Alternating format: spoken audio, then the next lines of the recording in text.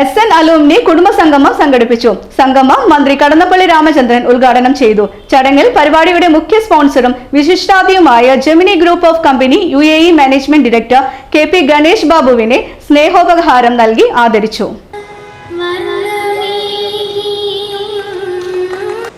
പഠിക്കുന്ന കാലത്തെല്ലാം തന്നെ ഇവിടെ പങ്കെടുക്കുന്ന പറയും പോലെ ബൗദ്ധികമായ കഴിവുകളൊന്നും ഇല്ലാത്തൊരു സാധാരണക്കാരനാണ്.